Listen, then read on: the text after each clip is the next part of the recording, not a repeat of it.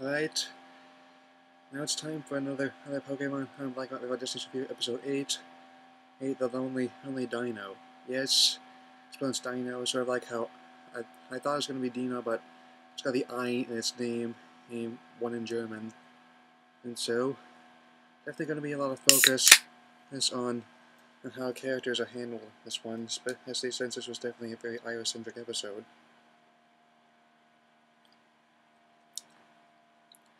Now, first of all, I'm going to say how discuss the other female protagonists they've had him them.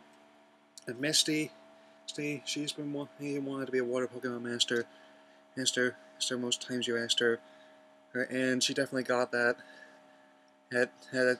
Even a lot of people want to come back, but I definitely think that she needed to go or take over the Cerulean Gem to show how development as a character was. It's usually to get stronger, since let's face it, her sisters weren't really the players in the family. Misty was actually the typical who'd rather play with Optimus Prime than Barbie.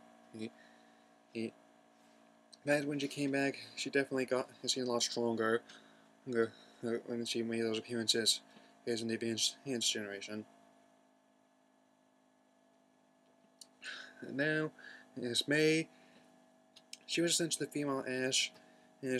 A lot of people like her because she sort of brushed off losing very actually, but I don't know.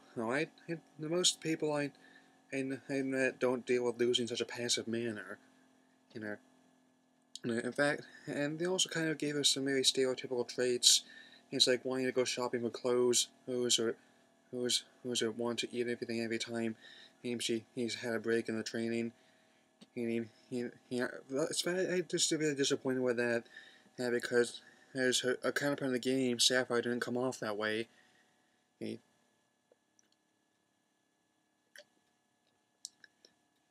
And also Dawn. I think Dawn had to be one of my favorite female protagonists because she was actually able to show a lot of vulnerability. Not only in that, she had danced a character that most people, I think most people generally feel bad after taking beatings like that. A lot of people would fall into a depression, having to consistently fail. It's actually, people don't like it because she's a lot weak, but I think that's a fairly normal reaction for a character to have. And that she was able to overcome it with the help of her friends. And that's part of the reason why I prefer Dawn over May instead of the other way around.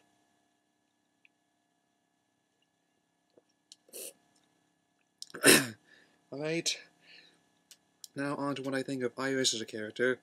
In the games, she actually seemed kind of quiet, that she did want to get stronger.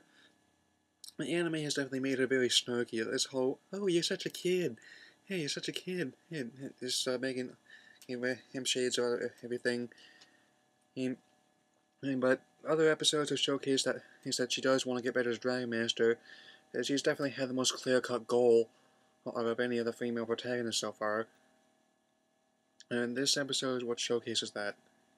Okay, now let's go to the episode itself. Starts out with Ash and Silent having a battle. All then, and the Dino come in and start messing up their camp.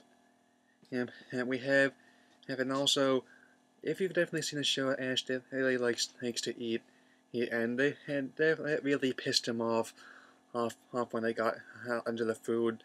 But I mean, he makes us real. I mean, I can't really do that one, but you've definitely seen the image out there. I know what it looks like. Yeah. Anyway, finally they belong to this daycare. There's also this guy Bobby comes in. I mean, in the Japanese version, he was voiced by Lloyd from Code Geass. Here they gave him the same person who does Chili, Silent's brother, but they made him so flamboyant. Ooh. I think I really got a lot of laughs out of seeing that. Anyway, they're gonna help out. They help out at the daycare and show how until the trainers come pick up all the Dino. And this is where I'm gonna talk about how I was developing this one. And there's one Dino who wouldn't, and then and didn't do much. As that, essentially, oh, come on, and that cheesy, the dino seemed very distant. That Ionis found one to latch onto. Who tells a story about how when she was in the Dragon Village, the Elder, who is actually named Elder, for some reason, and helped the situation with the drug again, and that was also all quiet.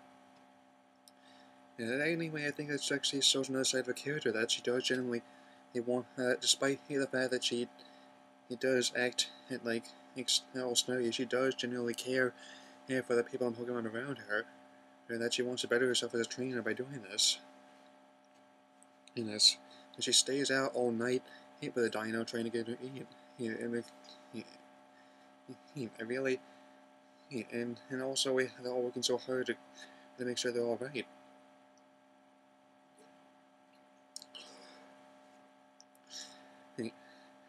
Well, yes, and there's also some little things in this episode that I really enjoyed.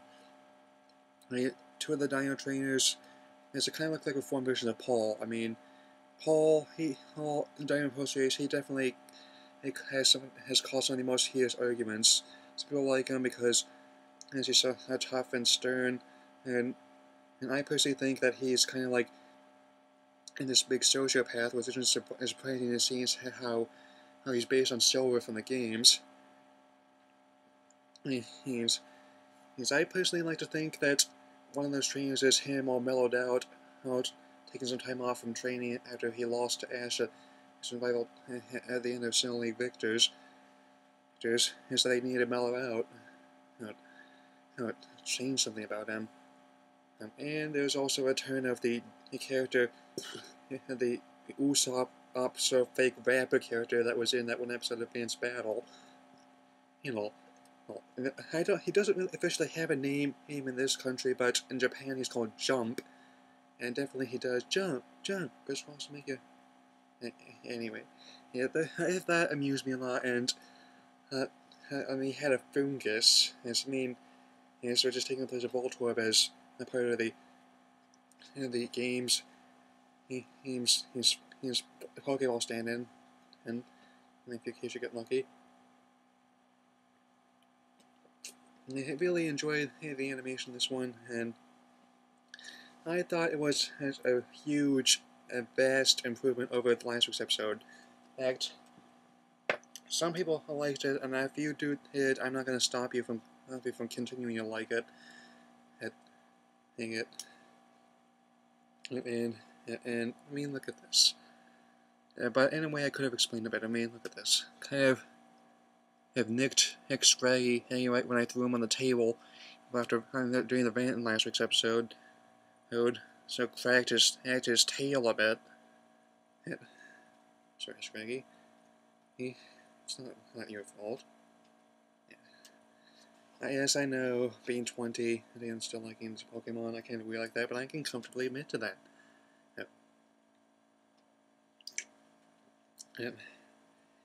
And now, I definitely think I have let my fanboy juices out long enough, so I'm going to enter my verdict on this episode. I'm going to give it a very strong 4 out of 4 stars. Yes, it was definitely. I'm definitely going to like the next few episodes that we have set up, especially the one that's coming right next week. You'll find out.